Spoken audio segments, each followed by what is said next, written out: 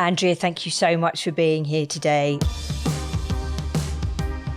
Us older women have so many opportunities that we are seeing and taking advantage of in a way that we never have before. And we can do a lot. I never would have thought at 62, I would have began a startup. I mean, I certainly couldn't have imagined my mother doing that, right?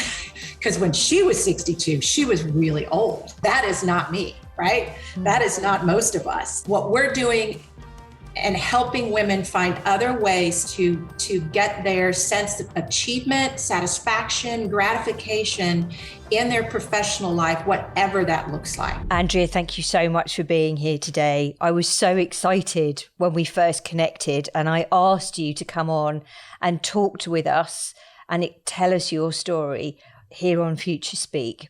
And I want to just read out a little bit more before I ask you to introduce yourself, that your LinkedIn describes what you are and what you do. We are the GPS to help women in midlife through transitions to experience fulfilment in their decade and beyond. What I found really appealing was the work you're doing to help those in the 55 years plus age category, which is nothing these days.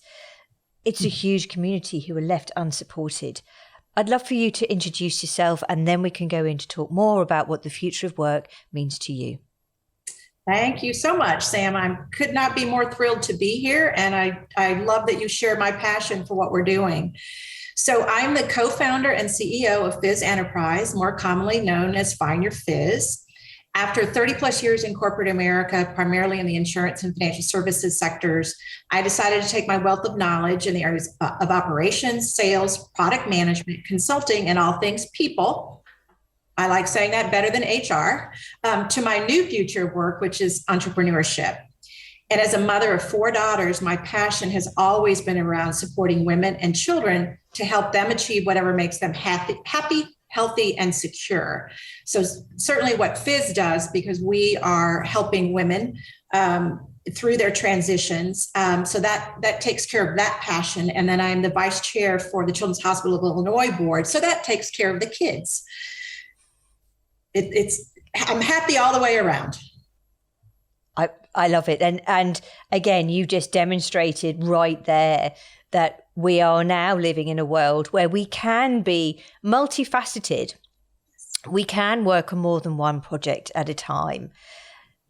When we first were talking about the future of work and what it meant for you, I'd love you to share that and share what you said to me right when we first met as to what it means for you, to you, and the role that you're playing in that today. Yes, well, I am the future of work. At 62, my co-founder is 65. We left the corporate world and wanted something more. We wanted to use our experience, wisdom, and our desire to learn to start something new. We knew we had more to offer, and we had some things to prove to ourselves as well. My journey started 4 years ago when I took a early retirement package from my last employer. That's fun to say. It was an offer I couldn't refuse, but it was something that I've never turned my back. I mean, it's been the best thing ever for me, and I never would have thought that. And the world changed radically for me then. You know, I was the primary breadwinner in my family, my husband and I. I'm not anymore, but he couldn't be more supportive, right? And it's just a lot of learning and a lot of gratification, satisfaction out of helping other women who are going through similar things, whether it be in their professional life or in their personal life.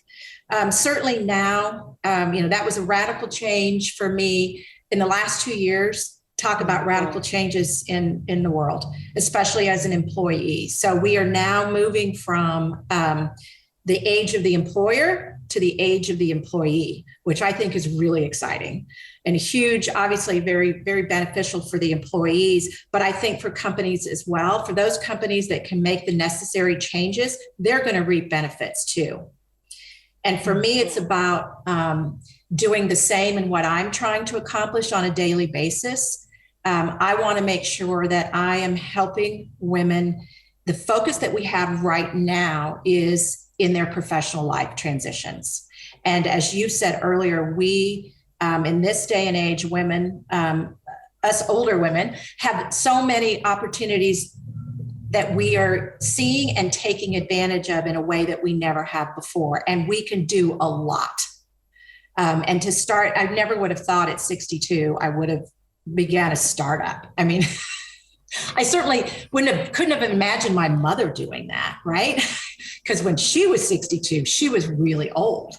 That is not me, right? Mm-hmm. That is not most of us. And so I think what we're doing and helping women find other ways to get their sense of achievement, satisfaction, gratification in their professional life, whatever that looks like. And it could be, for me, it was entrepreneurship. I never thought I had any interest in that for the vast majority of my career. That has obviously changed. And it's a time where it's not working right now with the gender pay gap, right? According to World Economic Forum, this is a scary, scary situation, but it's a fact. It will take 257 years for women to catch up to men as far as equal pay if things don't change. Shocking. Just shocking. We want to help women find that, whether they have to do it themselves or they do it within a company to influence those things that need to change, whether they do it in a governmental role. But that's got to change. And I'm afraid the only one that can make that happen are us women. Mm. And that's one of the things that I'm very passionate about, if for no other reason than for my 4 daughters. Exactly. And that's what makes it so wholehearted, right? It comes from such a deep place within you that drives that forward. Right. And again, as we talked about earlier, the fact that we're now seeing organizations supporting women in greater ways can only get better. So, for example, I was talking to a founder early on in the series, and she has got a VA business. So it's a virtual assistance business, but not in the sense that we are used to. And by that, I mean, everyone is their own business unit. They're their own business managers. And she was saying to us that she's got women of all ages within this organization and now all continents.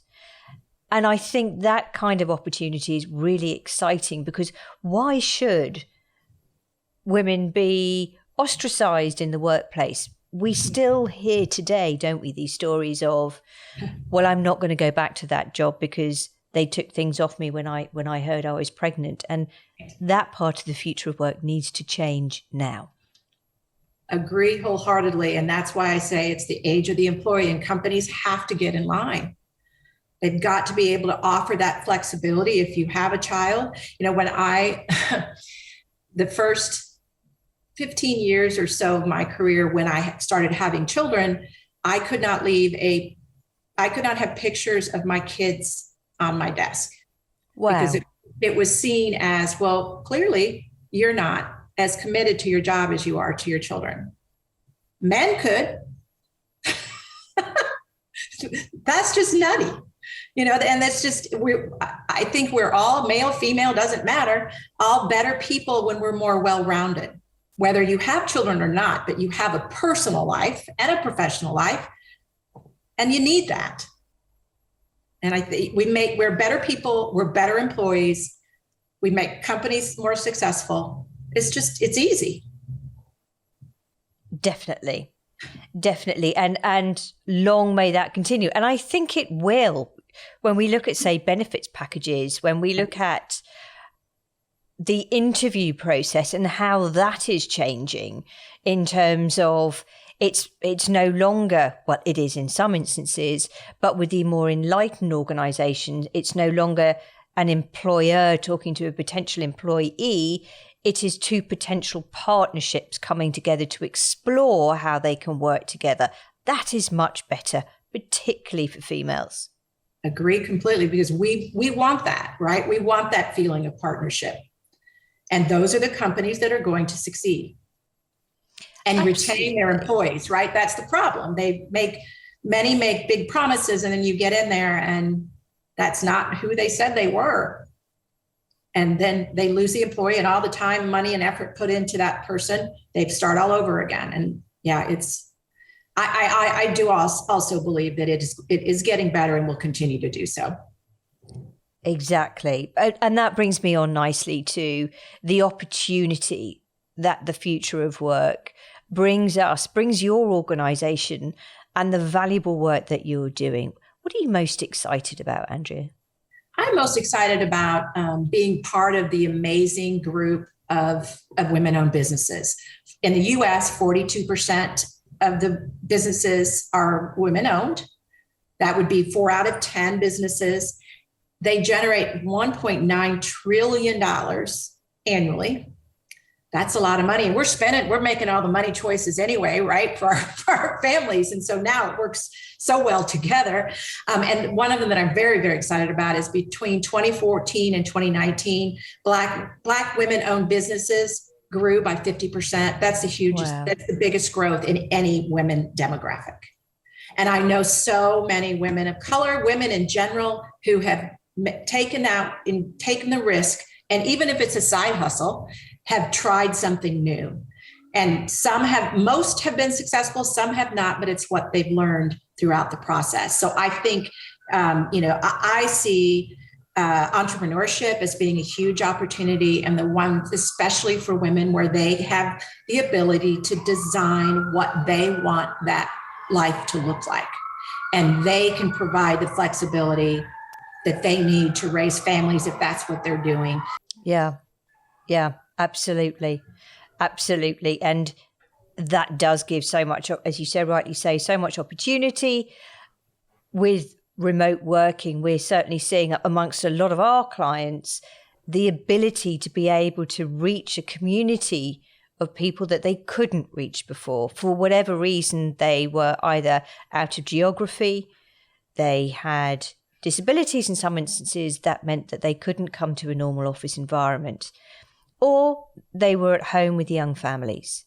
Right. And all of this, to your point earlier, just opens up the ability to be able to us to work with people on a 360 basis. Yeah, it's huge. And I think I may have shared this with you. My first startup was with a group of founders, one in India, one in Sweden, one in London, one in Toronto. We never met. They knew each other. I didn't know any of them. We never met in person. We did it all via Zoom. Who would have thought? I love it. Yeah. And that was because we couldn't, right? We couldn't cross any borders because that was the height of the pandemic. And yeah, but what a huge opportunity, and what it does for us to improve our communication skills and how to learn about each other and get to know each other when all you've got is what you and I are doing right now. That's different. And it takes different skills. And that's what we have to do today, is continue to either upskill or reskill in order to be successful in our professional lives. Exactly. And I think a lot of these upskilling and reskilling, the soft skills are now really, really powerful. I remember 9-10 years ago, if you said to a bunch of salespeople, we've got a communications course for you, they'd have all scoffed. I think fast forward to 2022, if you would say that to most of them, they'd be, yeah, okay, we're listening. Yeah. They'd say thank you. Yeah. And, and they're the people that need it probably more than anybody. It's those communication skills, right? Exactly. And it's interesting, isn't it? Because I have this debate on a regular basis with, it appears to be two different trains of thought. The first is you can't get personal on a Zoom call. You can't really dig deep. The other side is absolutely you can, because you're talking to someone in their front room, in their kitchen, in an environment where they're comfortable. They haven't got people around them. in most instances. So you can still open up and have those conversations. The key is having the right skills and being able to ask the right questions. Right. Definitely. And it's what you do well, right? Thank you. Yeah. You know me, I'm just so nosy. So that's a little bit about the challenges, right? When we're looking at the future of work, what are we seeing here that is going to be an issue? What do we envisage being an issue? None of us saw the pandemic coming. So I am fully aware that there's going to be a lot that we can't envisage. But from what we are aware of and how we think the future of work is going to be right now, what concerns you? I'm concerned that people in general are not, do not have the experience, not even the capacity to truly figure out what it is that they want. That do they know, can they be introspective and figure out what makes them happy in work and in their personal lives? And then do they even know, what do they even know what their passion is? What makes them happy? Do they even know where to go and what to do? It's scary, and it's change, at a rapid pace that we've never seen before. And then they hear things about AI and think that they're going to be out of jobs. And yes, some jobs will go away and have gone away because of AI, but that's where that reskilling, upskilling, choosing a different career path, doing your own thing, whatever that may be, that's where that comes in. But it's the ones that just, and are there enough places, whether it's coaches like myself, your business, companies in general, and are there enough companies that are providing these sorts of growth opportunities for their employees so that they can figure out what it is that they want to do and what they're successful at, which then of course benefits the company.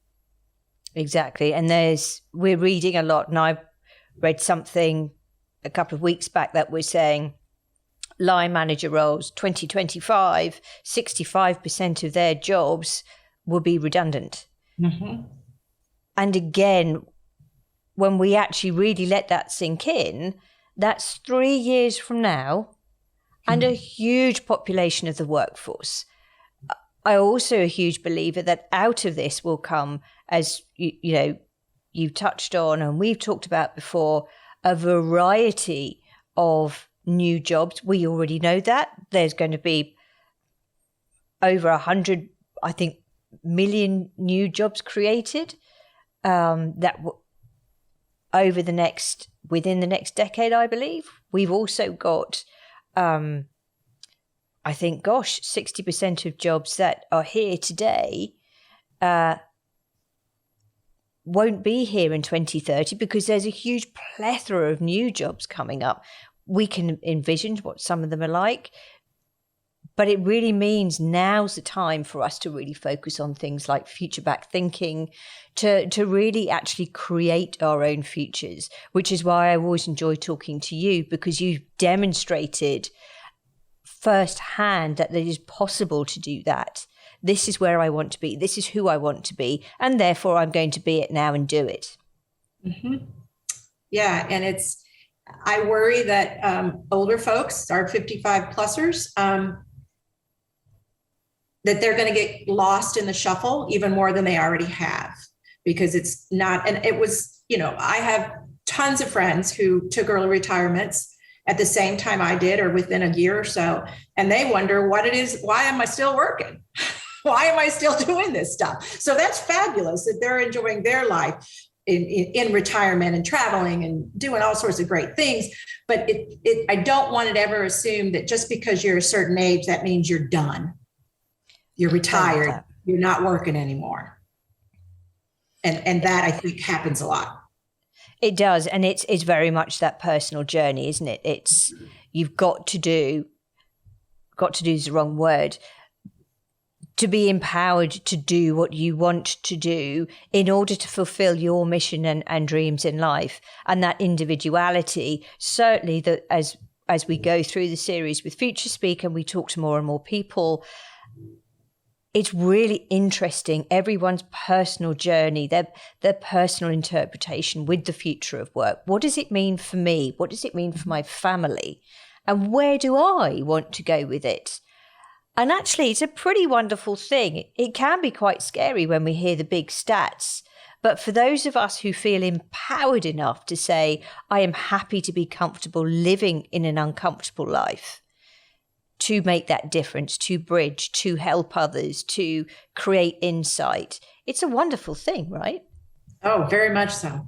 Very much. And it's scary, like you said, as much as I believe in what I'm doing, I never had all the answers, no matter what I was doing. But it's scary to know, like, okay, well, I don't have the same resources available to me that I did in the corporate world. But that's where I believe a very positive of the pandemic was, the connections, whether it's through LinkedIn, like you and I, or Facebook, or, a friend of a friend, the connections and the number of people that want to help each other is huge. And I think that's something that we tell our clients, and why we have what we call Bubbles Up. It's our online community of like-minded women. It's because we need each other and we're not alone. We all think, yeah, I'm the only one with this problem. No, you're not. No, you're not. And so I think that's a real positive for what's happening now, is that if you're willing to get out of your comfort zone, as you said, and meet complete strangers, and perhaps only via Zoom, the opportunities are unlimited. And what you can learn and how you can help others is just huge. Absolutely. And LinkedIn has added so much value to millions of business owners around the world, not only through the pandemic, but to your point on loneliness. And I saw a great post today with a real LinkedIn leader and someone that I really respect, talking about the fact that it's actually okay to feel lonely. And that can be through circumstance, that can be through running your own business, and how wonderful communities like LinkedIn actually are to create that authenticity, to create that support, to create that conversation. And that's exactly what you are doing and have done with probably some people who at different times are feeling quite vulnerable. Yes, very much so.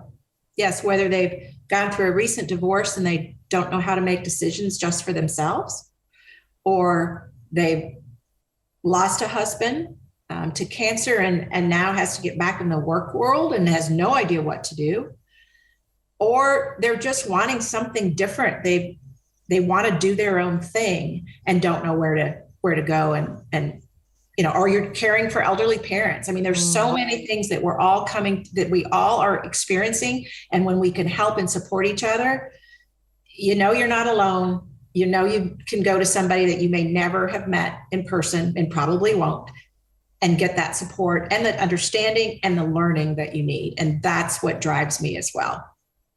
Yeah. And I was just about to ask you what's your main driver? What do you enjoy the most? And I think you've pretty much answered that question. Yeah. So yes, how do you see your role evolving as we continue to go through accelerated change? Because this isn't going to stop anytime soon, right? No, I think we have to be, as individuals, as a company, whether it's a big corporation or a small company like my own, we all have to be open to continued growth and learning. I'm a learner, have been since day one. And so I could not be more grateful. I would like to not learn from as many mistakes, but that's okay too. But we have to be able to learn and be open to new things. Mm-hmm. And that, as individuals, as companies, and then for my company, we've got to make sure that we're always diligent about understanding the unique needs of our clients, mm-hmm. and letting them drive what future services and products that we offer. Yeah, I love that. And it's an exciting time. We can all do our future back thinking. We can all plan great things. And I think having that right mindset that you clearly have. There's no right or wrong mindset, right? But the real growth mindset, to see opportunity, to feel opportunity, always makes all the difference. It certainly does for me. I can say that. One thing I'd if you were able to, before we go, is who stands out, and not asking you to share names or go into too much detail, but what situation really stands out for you with the community that you're working with, the difference and the impact that your work's had? It really isn't about our best client is the client that comes to us open, vulnerable, will share anything and everything, and does their homework, because we do have our life map, which is a proprietary coaching tool, and our journal that goes along with it. And there is homework, and those are the ones that do the best and the ones that we get most excited about, no matter what their transition is, right? Because they really are bought into it. And that makes us feel really, really, really good, and feels like we're doing something to help that individual, and hopefully, that will continue. We can help more and more and more. But probably we hear a lot the imposter syndrome. Yeah, we do. We do have a client that is extremely successful in her career and can't figure out why she's deserving of the success that she's had. Oh. And when we got her to a place where she said, okay, I get it. Yes, I get it. That was huge. That was huge. And now she's moving to, now we have to slow her down because she wants to do all these things. Now we have to kind of corral her a little bit. I love that. Yeah. So we have our Fizz affirmation cards, and and this was one that I pulled for her this last coaching session. This is your next chapter. It is here, and it is yours to make of it whatever you will. Freedom awaits. And that one was just like that. That just kind of summarized what that whole session was. She got it. She understood it. It really resonated. It's funny, isn't it? We all have that one thing, that one saying, that one song, smell, something that ignites us. Yes. And it's wonderful when you see that. Andrea, is there anything else that you want to share for someone who's listening to this today, who is that 55 years plus and just isn't sure what to do next? What advice would you give them today in closing this? Thank you for asking. I would say find someone that you admire that is making changes in their lives and spend some time with them, learn from them. So many people want to help. Mentees of mine back in my corporate days would say, well, I don't want to take it, too much of your time. Whatever. No, I get something out of this as well. Most people want to help each other and get gratification. And so don't be hesitant to ask for help, a conversation. Connect with them on LinkedIn or Facebook or whatever social media. Connect with me. I'm here. I'll help in any way I can. But reach out and ask, because you're going to sit there and stew if you don't, right? And things aren't going to improve. And understand that I don't think anybody has it figured out. So don't think you're the only one. Just ask. Ask for that assistance. Ask for that brief conversations just to see if there's a connection. And you can do it all over the world now with Zoom. So isn't that fabulous? And look at us. I know it. Oh, Andrea, thank you. Thank you for sharing your wisdom with us today. It's been great to have you here. I will continue to champion however I can to help with what you do, because I have such a strong belief that the work you do is invaluable to a community that really needs that recognition and support right now. Thank you. I will do the same with you and anybody else we can help, right? Thank you so much for this opportunity. Oh, it's great to see you, Andrea, and take care. We'll catch up soon. Sounds good. Thank you.